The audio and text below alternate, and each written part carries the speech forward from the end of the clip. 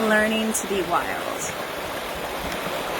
I have to shoot this on my video camera because I'm in such a wild space that there's not internet here. So I'll upload it later. And recently I've really been taking some time and being in the stillness and being in nature, and I've realized that I don't know how to be wild. I didn't know how to be wild. There were so many layers of conditioning upon what you're supposed to do, who you're supposed to be, how you're supposed to dress, what you're supposed to look like, all of this shit. It doesn't allow you the wildness, the inherent wildness, and so you have to unlearn to learn. And the learning can only happen in the wildness, in nature, and like things that are alive, and things that aren't preconceived notions and programs by society, by other things.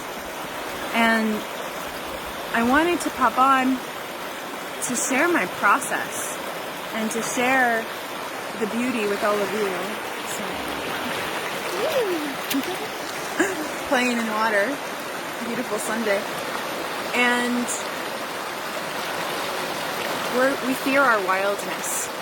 We fear losing control. We fear chaos. We fear our emotions, the depth of our emotions, that we won't be able to handle it. And so we live in a world of constriction. We live in a world where we have to make rules for how to be, for how to dress, for how to interact, for how to be polite, for how to be nice, for how to be liked. And we're so busy giving our energy, our time to those rules, to those constrictions, that we forget how to be. And when we forget how to be with ourselves and how to just be, then we put all of this pressure and expectation and stuff and program our kids and program people that interact with us, and it creates this vicious cycle where we don't know how to love. How to love with like so much wildness and freedom and allowing others to be perfect just as they are. How to love with purity, without expectation, without desiring transaction. And in that, we lose all reverence for one another. And we lose all reverence for the earth and the nature, and we disconnect and we isolate. And we perpetuate this pain that is the loneliness that we feel because we're so disconnected from our own wildness, because we don't think it's okay, because we're afraid of who we are. We fear who we are. So we cling to these external things. We cling to them for dear life. We cling to the validation. We cling to the, metrics of success put forth by society. We cling to relationships. We cling to things outside of ourselves so hard so that we can feel love. And it never fills us because it's not there. That's not where it is. That's not where it is.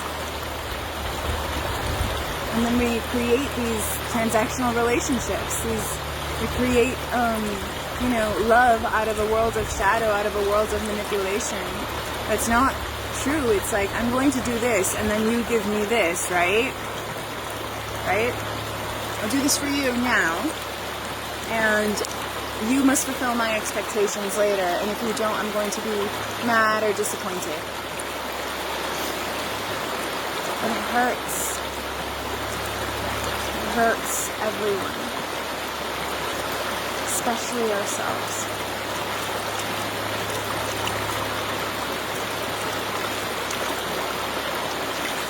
In learning to be wild, the water doesn't constantly ask the rocks and the stones and the things all around it and ask like, hey,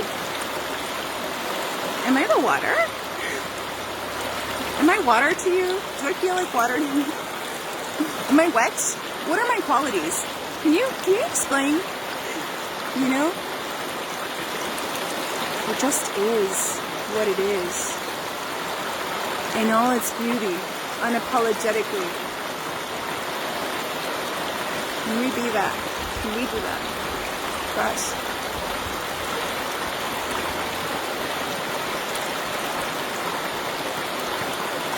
This is a simple question, and yet so much complexity. This is a question, one of those questions that could take a lifetime to answer if we really dive in with it.